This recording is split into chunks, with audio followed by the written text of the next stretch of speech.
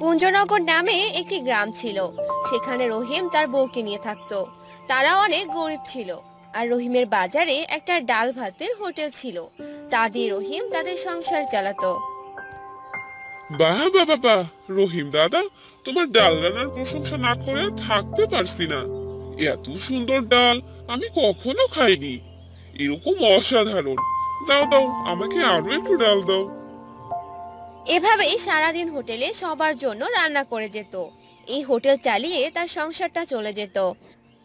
একদিন গ্রামের মোড়ল রহিমের কাছে এলো আর বলল, কি ব্যাপার রহিম, এভাবে আর কতদিন? তুমি আমার জায়গায় রাজত্ব করবে? এই জায়গাটা যদি কিনে নিতে চাও, তাহলে আমাকে এই জায়গার মূল্য দিয়ে দাও। আরে মোড়ল মশাই, আমিও তো আপনার এই জমিটা কিনতে চাচ্ছি, কিন্তু আমার কাছে এই জমি কেনার মতো কোনো টাকা নেই। তাহলে তোমাকে এভাবে তো আর আমার জমিতে বসিয়ে বসিয়ে খেতে দিতে পারে না, তাই না? তুমি বরং এখন আমার জমি ছেড়ে দাও। এ কি বলছেন আপনি মোড়ল মশাই? এই জমি থেকে হোটেল ছাড়িয়ে নিলে আমি কোথায় হোটেল দেব? ও কিছু আমি জানি না বাপু। টাকা না দিলে তো আর তোমার কাছে এই জমি ছেড়ে দিতে পারবো না। এখন যা করবে ভেবে চিন্তে করো। 2 দিন সময় দিলাম। এর মাঝে টাকা দিতে না পারলে আর জমি থেকে চলে যেও। ঠিক আছে মোড়ল মশাই। এই বলে মোড়ল সেখান থেকে চলে গেল।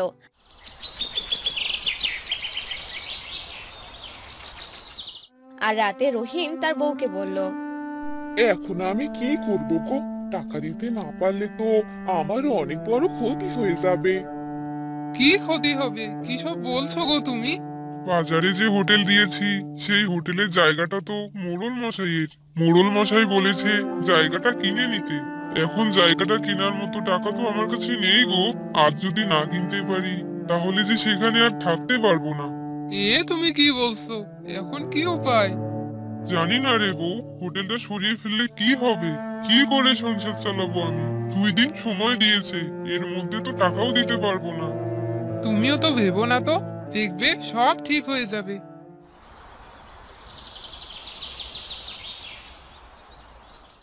2 দিন গড়িয়ে গেল, কিন্তু রহিম সেই জমি কিনতে পারলো না।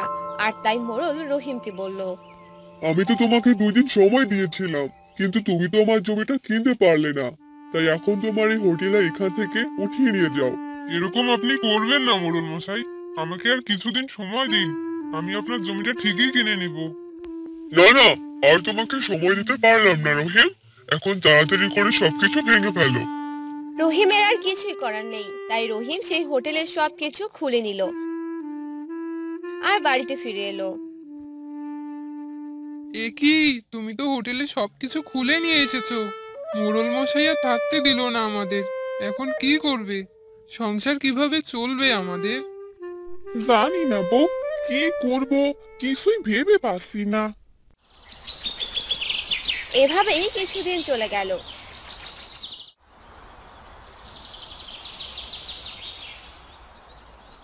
রহিমের অবস্থা এখন অনেক খারাপ।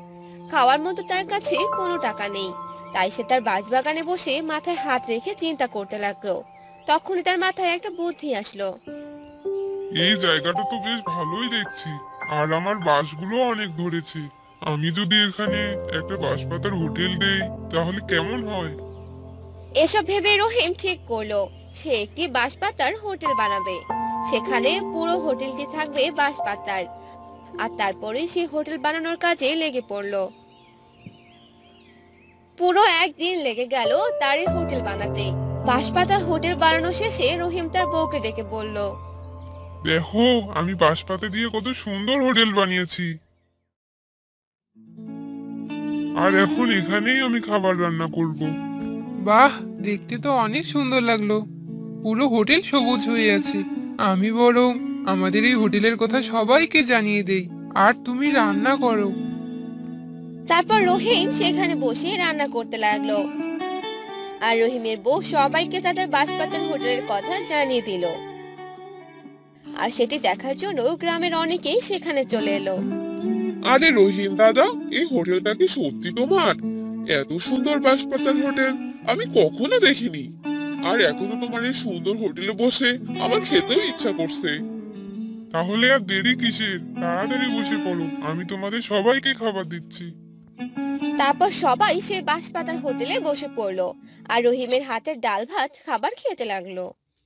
যেমন তোমার হাতের রান্না আর সেরকমই এই জায়গাটা আমাকে পুরো মুগ্ধ করে দিল দাদা। এখানে অনেক ভালো লাগছে।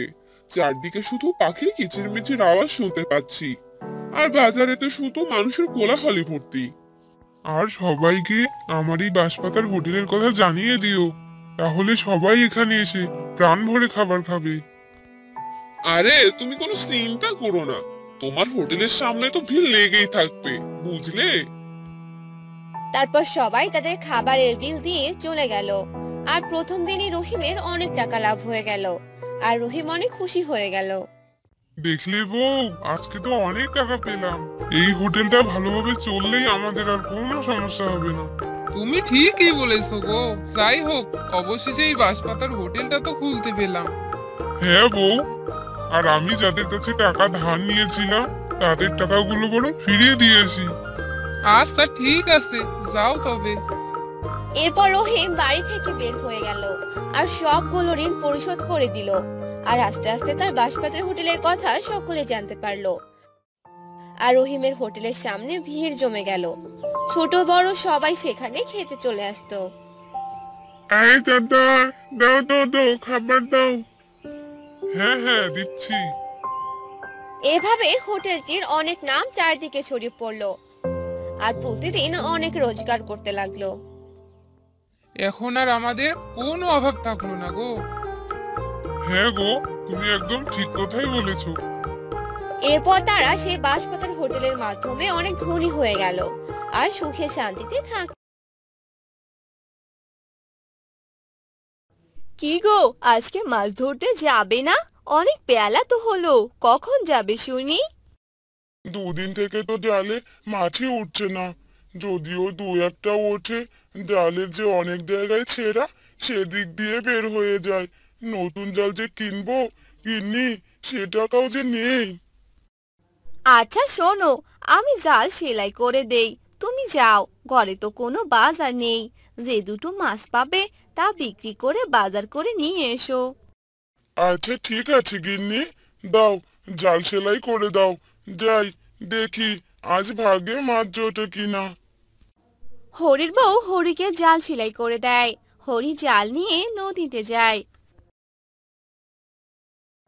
নদীতে গিয়ে জাল ফেলে। বেশ কিছুক্ষণ এদিক ওদিক জাল ফেলার পরে জালে 4টে মাছ ওঠে। বাঁচালে ভগবান, আজ যদি একটি মাছও না পেতাম কি যে হতো, বাজার কিভাবে করতাম।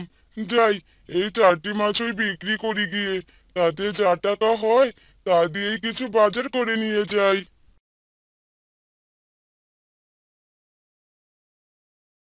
হরি সেই 4টি মাছ নিয়ে বাজারে যায়। সেগুলো বিক্রি করে কিছু শাকসবজি কিনে নিয়ে বাড়িতে যায়। গিন্নি, ও গিন্নি, কোথায় গেলে গো?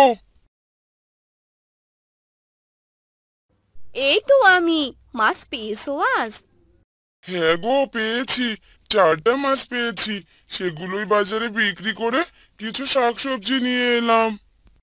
আচ্ছা দাও, যা এনেছো তাই দাও, রান্না করি গিয়ে। তুমি হাত মুখ ধুয়ে একটু বসো, আমি রান্না করে খেতে দিচ্ছি। আচ্ছা ঠিক আছে, যাও।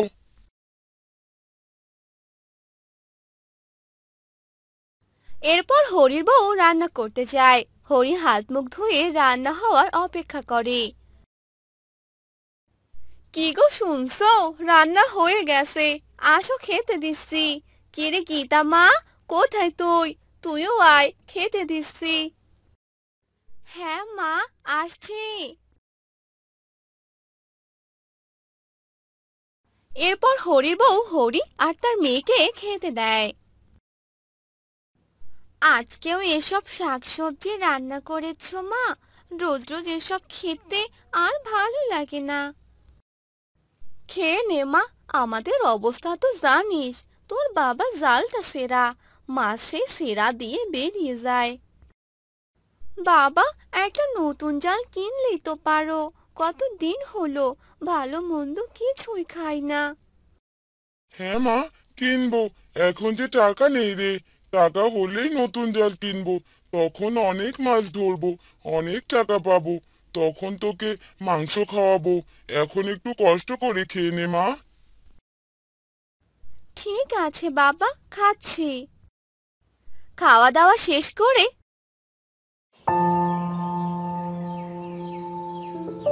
পরদিন সকালবেলা গীতা তার বান্ধবীর বাড়িতে যায় দেখা করার জন্য। লালি, কিরে লালি, কোথায় তুই? বাড়িতে আছিস তুই? কে রে গীতা, তুই কেমন আছিস রে? আয় আয়, ভেতরে আয়। এমনি আসলাম রে তোর সাথে দেখা করতে। তুই কেমন আছিস বল? লালিদের বাড়িতে চিংড়ি মাছ রান্না হয়েছে। রান্নার খুব সুন্দর গন্ধ বের হয়েছে। বাহ, কি সুন্দর গন্ধ বেরিয়েছে রে। হ্যাঁ, আজ মা চিংড়ি মাছ রান্না করেছে, তার গন্ধ বেরিয়েছে রে। তুই বস, খাওয়া দাওয়া করে যা। না রে, অন্যদিন খাবো, আজ যাই রে আমি। এরপর গীতা বাড়ি চলে যায়। রাতে তারা খেতে বসে। আজকেও এসব শাকসবজি রান্না করেছো মা? উফ, আমার আর ভালো লাগে না। খেয়ে নে মা, এমন করে না। তোর বাবার অবস্থা তো জানিস। মা, তুমি জানো আজ লালিদের বাড়ি গিয়েছিলাম। ওদের বাড়িতে আজ চিংড়ি মাছ রান্না হয়েছে। কি সুন্দর গন্ধ বেরিয়েছিল। আমার চিংড়ি মাছ খেতে খুব ইচ্ছে করছে মা। আচ্ছা রে মা, কটা দিন অপেক্ষা কর, তোকে আমি চিংড়ি মাছ খাওয়াবো। সত্যি বাবা? হ্যাঁ রে মা, সত্যি। গীতা খেয়ে ঘুমাতে যায়। হরি আর হরির বউ চিন্তায় পড়ে যায়। হ্যাঁ গো, শুনছো? কি করবে এখন? বলে তো দিলে নতুন জাল না কিনলে মাছ ধরবে কিভাবে? আর মেয়েকে চিংড়ি মাছ খাওয়াবে কিভাবে শুনি? কি যে করি গিন্নি, বুঝতে পারবো না। হায় ভগবান, কেন করে বানালে আমাকে তুমি? মেয়েটাকে যে ভালো মন্দ খাওয়াতে পারি না। এরপর তারা ঘুমিয়ে পড়ে।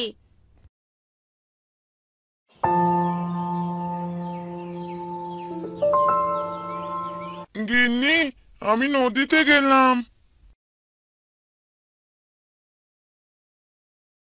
এই সেরা জাল দিয়ে কি মাছ পাবে তুমি? ভগবানের ভরসা গিন্নি, দেখি কি হয়। এরপর হরি জাল নিয়ে নদীতে যায়। এদিক ওদিক জাল ফেলে, কিন্তু কোনো মাছ ওঠে না। আবার জাল ফেলে হরি জাল তুলে দেখে অনেক বড় একটা চিংড়ি মাছ উঠেছে। এত বড় চিংড়ি মাছ! হে ভগবান, আজ তুমি মুখ তুলে চাইলে গো, মেয়েটাকে আর চিংড়ি মাছ খাওয়াতে পারবো তাহলে। এ কথা বলে হরি যখন চিংড়ি মাছটি হাতে নেয়, তখন সেই চিংড়ি মাছটি একটি পরীতে পরিণত হয়। এ দেখে হরি অনেক অবাক হয়ে যায়। আমি তো নিজের চোখকে বিশ্বাসই করতে পারছি না। চিংড়ি মাছ পরি হয়ে গেল, এ আমি কি দেখছি? তোমাকে অনেক ধন্যবাদ। তোমার জন্য আমি আমার অভিশাপ থেকে মুক্তি পেয়েছি। আমি আমার আগের রূপ পেয়েছি। এসব তুমি কি বলছো? আমি তো কিছুই বুঝতে পারছি না গো। আমাকে এক সাধু অভিশাপ দিয়েছিল। আমার এক ভুলের কারণে আমাকে চিংড়িতে পরিণত করে দেয়, আর বলেছিল আমি সেদিনই অভিশাপ মুক্ত হব। যে কোনো সৎ আর ভালো ব্যক্তি আমাকে স্পর্শ করবে। তুমি সৎ আর ভালো মানুষ, তাই তো আমি অভিশাপ থেকে মুক্তি পেলাম। ভেবেছিলাম মেয়েকে আর চিংড়ি মাছ খাওয়াবো, তা হলো না। তুমি কোনো চিন্তা করো না, তোমার সব সমস্যার সমাধান হয়ে যাবে। এখন তুমি বাড়ি যাও। এরপর পরি চলে যায়। হরিও বাড়িতে চলে আসে। রাতে তারা ঘুমিয়ে পড়ে। রাতে হরির বাড়িতে চিংড়ির বৃষ্টি হয়। বাবা, এ তো চিংড়ির বৃষ্টি হয়েছে মনে হচ্ছে। এ তো চিংড়ি মাছ। তাই তো দেখছি রে মা, সবই ভগবানের দয়া। সবাই অনেক খুশি হয়ে যায়, আর তারপর থেকে তারা সুখে শান্তিতে দিন কাটায়।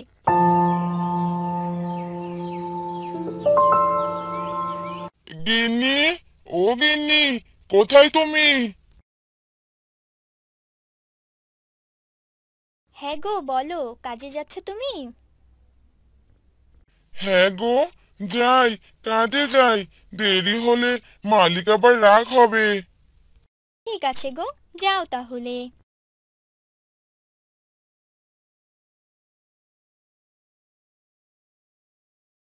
কিরে রাম, দেরি করলি যে? এত কাজ কে করবে শুনি? আমি করব নাকি? না না মালিক, আমি তো ঠিক সময়ে এসেছি মালিক। কোথায় ঠিক সময়ে এসেছিস? আবার আমার মুখে মুখে কথা বলছিস? যা, নিজের কাজ কর গিয়ে। হ্যাঁ মালিক, যাচ্ছি। রাম মালিকের বাগানে পানি দিচ্ছিল। তখন মালিকের বউ আসে রামের সাথে কথা বলতে। রাম, তোর মালিকের কথায় কিছু মনে করিস না, উনি একটু এমনই, জানিস তো। না না মালকিন, আমি কিছু মনে করিনি। আমি চাকর মানুষ, আমি আবার কি মনে করব? চাকর বলে কি মানুষ না? কিছু মনে করিস না, ঠিক আছে? কাজ কর তুই, তাহলে তোর মালিককে গিয়ে খেতে দেই। গ্রামের মালকিন চলে যায়, আর রামও কাজ শেষ করে বাড়ি ফিরে আসে।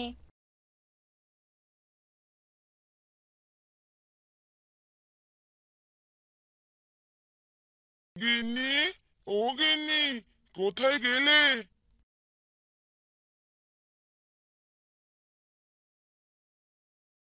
তুমি এসেছো? যাও, হাত মুখ ধুয়ে আসো, আমি খেতে দিচ্ছি। তোমার মেয়ে তোমার জন্য না খেয়ে বসে আছে, একসাথে খাবে বলে। আচ্ছা ঠিক আছে, আমি হাত মুখ ধুয়ে আসছি।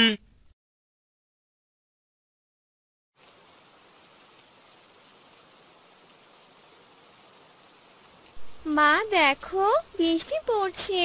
বৃষ্টি আমার খুব ভালো লাগে। এখন তো বৃষ্টির সময়, এখন দু একদিন পর পরই বৃষ্টি আসবে। বাবা, অনেক দিন হলো ভালো মন্দ কিছুই খাই না। বর্ষার দিনে যদি ইলিশ ভাজা খেতে পারতাম, খুব খেতে ইচ্ছে করছে বাবা। বর্ষার দিনে ইলিশ ভাজা খিচুড়ি দিয়ে খেতে খুব ভালো লাগে। ইলিশ মাছের তো অনেক দাম মা, আমরা গরিব মানুষ, এত দাম দিয়ে ইলিশ মাছ কেনার ক্ষমতা আমাদের নেই। একটু দেখো না বাবা, যদি পারো, খুব খেতে ইচ্ছে করছে ইলিশ ভাজা। আচ্ছা রে মা, চেষ্টা করব। ঠিক আছে বাবা, আমার খাওয়া হয়েছে, আমি শুতে গেলাম। রামের মেয়ে ঘুমোতে যায়, আর এদিকে রাম একটু চিন্তায় পড়ে যায়। গিন্নি, কি করা যায় বলো তো? মেয়ে যে ইলিশ ভাজা খেতে চাইলো, এত আশা করে বললো, খাওয়াতে না পারলে আমাদের শান্তি লাগবে না। মেয়েটাকে তো ভালো মন্দ খাওয়াতেও পারি না। হ্যাঁ গো, শোনো, মালিকের কাছে একটু বেশি টাকা চাও। কাল গিয়ে বলবো, দেখি কি বলে। খাওয়া দাওয়া শেষ করে তারা ঘুমিয়ে পড়ে।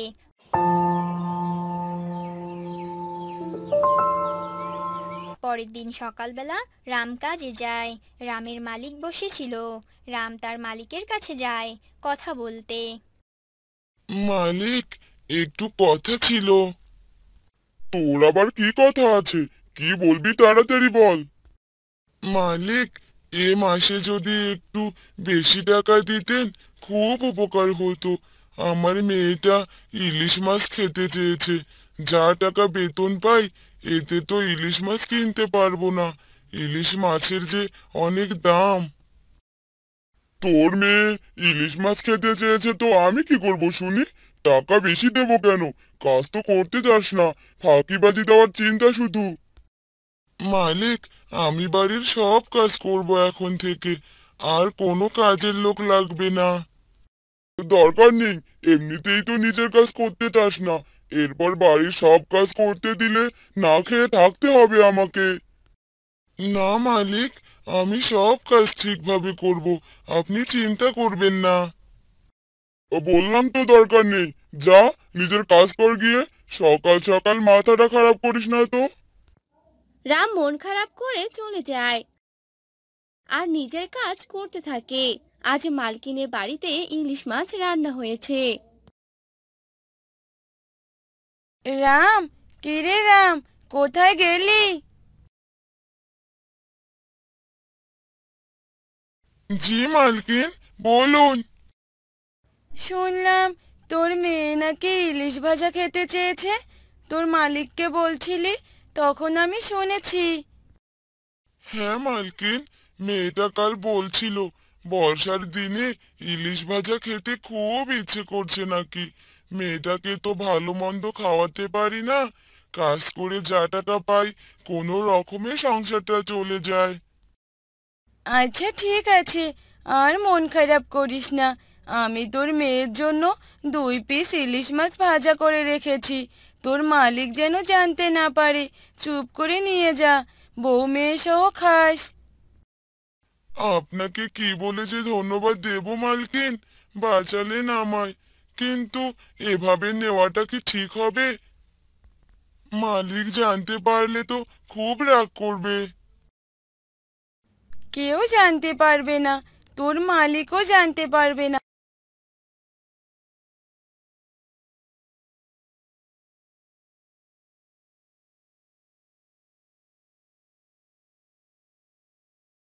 এরপর রাম ইলিশ ভাজা নিয়ে বাড়ি যায়। রামের মালিক রামের সাথে খারাপ ব্যবহার করলেও রামের মালকিন রামকে অনেক ভালোবাসতো। গিন্নি, ও গিন্নি, কোথায় গেলে? দেখো কি এনেছি। কি হলো, এভাবে ডাকছো কেন? দেখো, ইলিশ ভাজা এনেছি। এই ইলিশ মাছ ভাজা তুমি কোথায় পেলে গো? আজ মালিকের বাড়িতে ইলিশ মাছ রান্না হয়েছিল, মালকিন আমাকে চুপ করে দিয়েছে আমাদের জন্য। মালকিন অনেক বড় মনের মানুষ, মালকিনের ভালো হোক। মেয়েকে ডাকো, চলো সবাই একসাথে মিলে খাই। এরপর তারা খেতে বসে। রামের মেয়ে ইলিশ ভাজা দেখে অনেক খুশি হয়।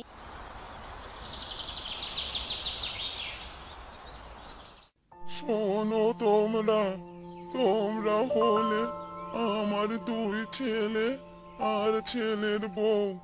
তোমরা যদি রোজ এভাবে ঝগড়া করো, তাহলে পাশের বাড়ির মানুষ কি বলবে শুনি?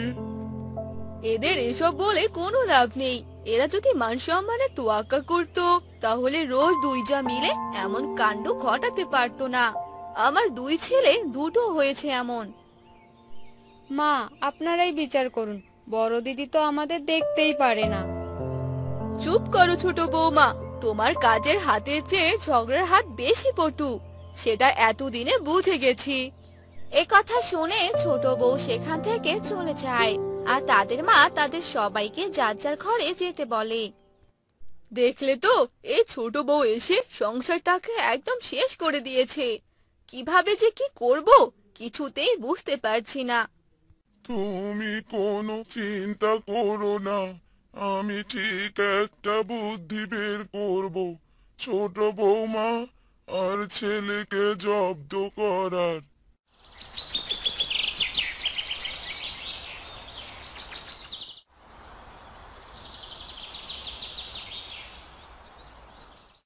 এরপর বৃদ্ধ কয়েকদিন পর তার ছেলেদেরকে ডেকে পাঠায় আর সবাই এসে হাজির হয়।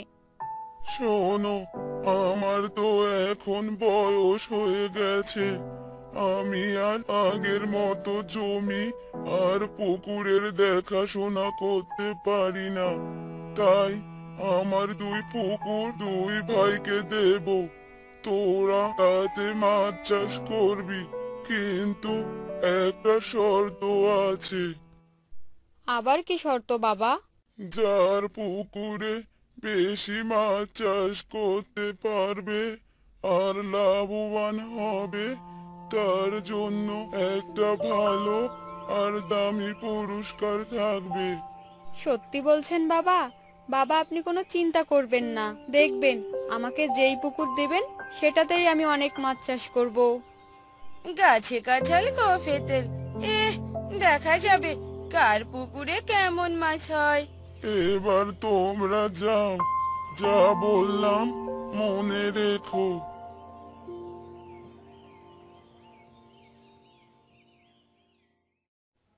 তুমি কি ভাবছো, এতে কাজ হবে? হবে গিন্নি, হবে, তুমি চিন্তা করো না। শোনো, তুমি এখনই বাজারে যাও আর বাজার থেকে মাছের পোনা কিনে নিয়ে এসো। এখনই যাচ্ছি, কিছুতেই ওদের বেশি মাছ চাষ করতে দেওয়া যাবে না। ওদের মুখে একদম ঝামা ঘষে দিব। যাও তাড়াতাড়ি যাও, নয়তো তোমার আগে দাদা চলে যাবে। গিন্নি, রান্না হলো তোমার? তাড়াতাড়ি খেতে দাও, খেয়ে যে আবার গাছ কিনতে যেতে হবে। এই রোদে মাছের পোনা আনা ঠিক হবে না, তাই বিকেলে যাব। এই নাও খাবার, তুমি খেয়ে নাও, আমি বাবা মায়ের ঘরে খাবার দিয়ে আসি। এ কথা বলে বড় বউ খাবার দিয়ে আসে। মা, আপনাদের বাইরে যেতে হবে না, এই যে ঘরেই খাবার দিয়ে গেলাম। আচ্ছা বৌমা, তুমিও খেয়ে নাও। এভাবে কেটে যায় বেশ কিছুদিন। তাদের পুকুরের মাছগুলো দিনে দিনে বড় হতে থাকে। দাদা, আমাকে মাছের খাবার দিন তো, অনেকগুলো মাছের খাবার নেব। কোনগুলো খাবার দিব দাদা? এখানে 2 রকমের মাছের খাবার আছে। আমাকে বড় মাছের খাবার দিন, যেই খাবার খেলে মাছ দ্রুত বড় হবে। এই মাছের খাবার নিলে দাম কিন্তু বেশি পড়বে দাদা। দাদা, খাবার নিয়ে যাব এখন, আর মাছ বড় হলে তখন মাছ বিক্রি করে আপনাকে টাকা দেব। তোমার তো তাহলে কোনো টাকাই খরচ হলো না, কিন্তু আমার এত টাকার খাবার এতদিন তোমার কাছে পড়ে থাকবে, তাহলে তো। আপনি কি সুদ চাচ্ছেন দাদা? সুদ নয় ঠিক, আমি তো ব্যবসা করি, ওটাকে সুদ না বলে লাভ বলতে পারো। আচ্ছা দাদা, আপনার কথাই রইলো, দিন আমাকে এবার খাবার দিন। এই নিন দাদা। এরপর রামু খাবার নিয়ে বাড়িতে চলে আসে, আর তারা দুজনে মিলে সেই খাবারগুলো তাদের পুকুরে দিতে থাকে। বুঝলে তো গিন্নি, কয়েকদিন পরেই দেখবে আমাদের মাছগুলো কত বড় হয়ে যায়। হ্যাঁ গো, দেখো ওদের আগে আমরা মাছ বিক্রি করে বাবার থেকে পুরস্কার জিতে নেব। কি দাদা, তোমার জমিতে তো এবার ভালো ফসল হয়েছে, এবার ফসলের যা দাম। সবই ওই উপরওয়ালার দান। উপরওয়ালা যদি মুখে তুলে না চাইতো তাহলে কি হতো? তা ঠিক বলেছো দাদা। দাদা থাকো, আমি বাজারে যাব। দাঁড়াও দাঁড়াও, আমিও তো বাজারে যাব, আমার যে মাছের খাবার কিনতে হবে। এরপর তারা দুজনে মিলে বাজারে যায় আর মাছের খাবার কিনে বাড়িতে চলে আসে। কি গো, মাছের খাবার এনেছো?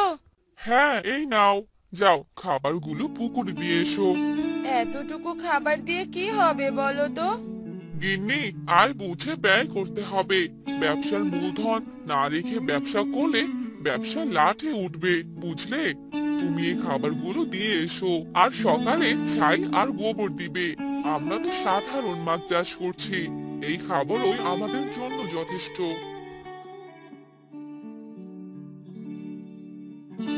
এভাবে কেটে যায় বেশ কিছুদিন। রামু রোজ তার পুকুরে বেশি বেশি খাবার দিতে থাকে, আর রমেশ তার পুকুরে প্রয়োজন মতো খাবার দেয়। শোনো, এখানে ভাত রাখা আছে, তুমি খেয়ে নিও, আমি গেলাম পুকুরে খাবার দিতে। এ কথা বলে রামুর বউ পুকুরে যায় মাছের খাবার দিতে, কিন্তু পুকুরে গিয়ে যা দেখলো তাতে তার চক্ষু ছানা বড়া হয়ে গেল। পুকুরে সব মাছ যে মরে ভেসে আছে। হায় হায় ভগবান, কোথায় গেলে গো সবাই? এদিকে এসো, আমার যে সর্বনাশ হয়ে গেল গো। রামুর বউয়ের এমন কান্না শুনে সেখানে সবাই দৌড়ে আসে, আর সবার চক্ষু চলক গাছ হওয়ার মতো। হায় ভগবান, এসব কিভাবে হলো? এ যে রামুর অনেক বড় ক্ষতি হয়ে গেল গো। থাক, আর আদিক্ষেতা দেখাতে হবে না। এসব তোমাদেরই কাজ, তোমরাই হিংসে করে এসব করেছো। এসব তুই কি বলছিস ছোট? তোর জ্ঞান বুদ্ধি কি লোপ পেয়েছে নাকি? কি ব্যাপার রামু দাদা, কতগুলো টাকার খাবার নিয়ে এলে? এখন তো তোমাকে বাজারের সামনেও দেখা যায় না। আমার টাকা দাও তো। আমার যে সব শেষ হয়ে গেল, আমার পুকুরের সব মাছ যে মরে ভেসে আছে। তোমার টাকা এখন আমি কিভাবে দেব? এসব তোমার আর তোমার বউয়ের লোভের ফল। কতবার বলেছিলাম এত খাবার নিও না, কিন্তু তোমরা তোমাদের বড় ভাইকে হিংসে করে নিজেদের এমন ক্ষতি করলে। লোভ আর হিংসে তোমাদের আজ ধ্বংস করলো। এই নাও দাদা, তোমার মাছে খাবার সব টাকা। দাদা দিদি, তোমরা আমাদের ক্ষমা করে দাও। আমরা যে অনেক অন্যায় করেছি তোমাদের সাথে। হ্যাঁ দাদা, ক্ষমা করে দাও আমাদের। এবার থেকে আমরা মিলে মিশে থাকবো, কোনো ঝগড়া করব না। আরে পাগল, ওঠ ওঠ, আমি তোদের ক্ষমা করে দিয়েছি।